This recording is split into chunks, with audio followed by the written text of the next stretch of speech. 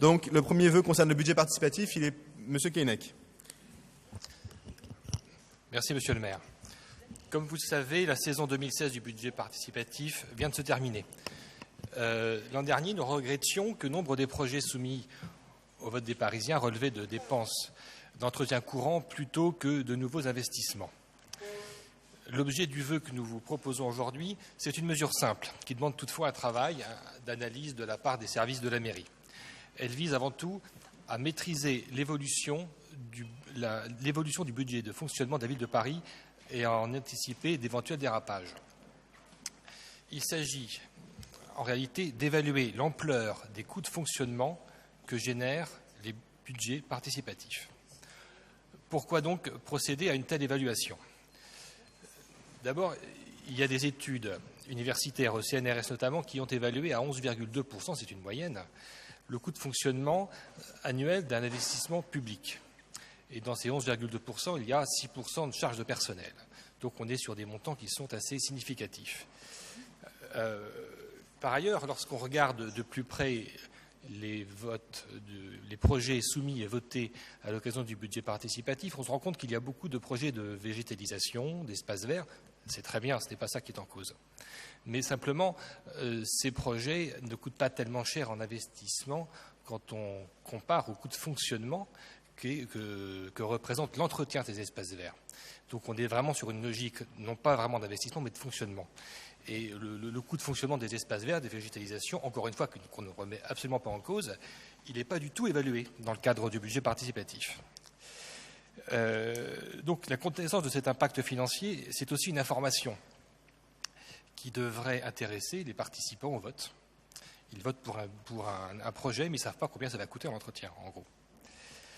Il se trouve que ce vœu, il pourrait être tout simplement argumenté à la lecture d'une loi que le gouvernement que vous soutenez a voté l'année dernière.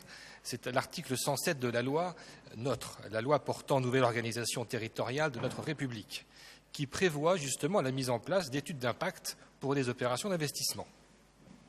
Alors il y a un décret d'application qui est sorti le 30 juin dernier, mais qui fixe des seuils tellement élevés que finalement il vide la loi de sa substance. C'est assez regrettable. Pour autant, rien ne nous empêche d'être de bons élèves, d'être exemplaires et d'appliquer l'esprit de cette loi et en fonction aussi des arguments que je viens de vous citer, et que soit donc mis en place une évaluation pluriannuelle des coûts de fonctionnement pour l'ensemble des projets des budgets participatifs lauréats en 2016 et pour l'avenir, ainsi que pour ceux qui seront soumis au vote des Parisiens en 2017. Je vous remercie. Karine Roland pour vous répondre. Merci, Monsieur le maire. Puisque vous nous lancez sur les budgets participatifs, je voudrais d'abord remercier, et je pense que Caroline Néron s'associera à ces remerciements, puisque l'impulsion des budgets participatifs, la manière dont ils sont menés, dont l'opération est menée tout au long de l'année, c'est sous la houlette de Caroline que cela se passe. Donc féliciter tous les porteurs de projets, féliciter les 7300 habitants du 18e qui se sont déplacés. C'est une hausse de 11% de participation par rapport à 2015. Et féliciter bien sûr les 13 projets lauréats dans le 18e arrondissement qui ont trait à des thématiques aussi diverses que les outils numériques. Philippe Darula en parlait tout à l'heure, dans les écoles du 18e, des aménagements de l'espace public pour aménager le cadre de vie, notamment à la Chapelle, et de la végétalisation, mais ça n'est pas majoritaire. Ce qui est majoritaire, en revanche, ce sont les projets qui vont se déployer dans les quartiers populaires grâce à l'enveloppe qui a été réservée à ces quartiers cette année. Pour répondre à votre question et d'abord à vos considérants, permettez-moi de revenir sur ce que je considère être des erreurs. Vous mentionnez que les investissements issus des projets budget participatif sont des opérations exceptionnelles. Absolument pas. La maire de Paris a décidé de laisser la main aux Parisiens sur 5% du montant d'investissement de la ville de Paris chaque année. Il va falloir s'y faire. C'est ainsi et ça n'a rien d'exceptionnel. Les dépenses ainsi réalisées, les investissements ainsi réalisés émanent des porteurs de projets qui sont les Parisiens, sont votés par les Parisiens. Ils n'en sont pas moins des projets municipaux absolument comme les autres. Deuxième point, vous mentionnez un montant de 3,5 millions d'euros pour le 18e. Permettez-moi de vous dire qu'on est bien au-delà, puisque le mécanisme adopté est le suivant. Le maire de l'arrondissement a la possibilité de réserver une proportion importante de ce que l'on appelle les investissements d'intérêt local au budget participatif.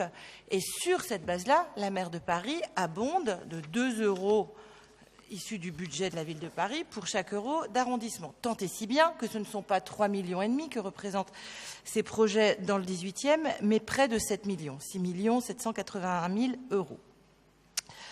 Et puis, pour finir, vous mentionnez que le fonctionnement représente environ 11% des budgets d'investissement. Mais ça vaut exactement de la même manière pour toute décision d'investissement qui est prise par une municipalité.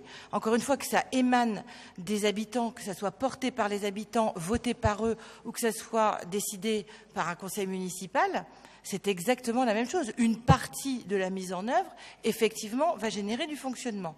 Là où je ne suis pas d'accord avec vous, c'est sur le fait que le premier filtre qui est mis en place par les directions de la ville de Paris lorsque les projets du budget participatif arrivent, c'est de vérifier qu'il s'agit principalement de budgets d'investissement. On voit depuis 2014 des projets extrêmement intéressants arriver autour de la table. Vous étiez à au moins une des commissions, d'ailleurs, si je me souviens bien.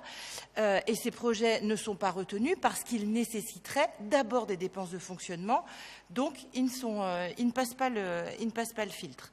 Deuxièmement, lorsqu'ils ont passé ce filtre, considérant que c'est d'abord d'investissement plus que du fonctionnement, la direction des finances évalue, bien sûr, ce que cela va générer en dépenses de fonctionnement dans la mise en œuvre. Donc, pour toutes ces raisons, je ne peux que vous appeler à voter contre ce vœu.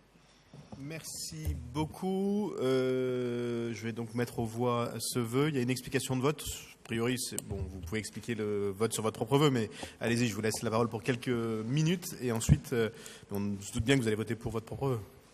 Sans surprise, je veux juste simplement répondre très très cordialement. Vous dites que les budgets participatifs sont plus élevés que ce que j'ai mentionné dans les considérants. En effet, c'est une erreur de ma part, mais vous abondez dans mon sens. En effet, l'investissement, d'autant l'investissement sera élevé, d'autant il faut en effet évaluer son impact financier. Ensuite, le sujet ici n'est pas de dire, même si je l'ai rappelé en préambule, de dire qu'il y a des budgets de fonctionnement qui sont des projets de fonctionnement qui sont soumis au vote. Ce sont bien des budgets d'investissement, on est bien d'accord. Et la réponse que vous me faites est en gros de dire, de toute façon, ça ne se fait pas. On vote naturellement des budgets d'investissement, donc il n'y a pas lieu de répondre positivement à votre vœu. En réalité, vous n'avez rien compris au vœu et à l'esprit de la loi qui consiste à dire, quand on investit de l'argent, on essaie d'évaluer combien ça va coûter en fonctionnement. C'est tout. C'est pas plus compliqué. Et on vote naturellement favorablement à notre vœu. Oui, c'est j'imagine. Je pense que vous avez mal écouté ce qu'a dit Karine Rolland. Elle a eu un argument qui est assez logique et j'y pense qu'on n'a pas besoin d'être mathématicien pour le comprendre. Investir entraîne, c'est vrai, des frais de fonctionnement. Ces frais de fonctionnement peuvent être très importants ou très faibles en fonction de ce qu'on fait. Quand on met une toute petite jardinière, c'est quasiment rien. Quand on fait un conservatoire ou une crèche, ça crée beaucoup de frais de fonctionnement. C'est un principe de base. Ces coûts, Karine Rolland l'a dit, sont évalués par la DFA.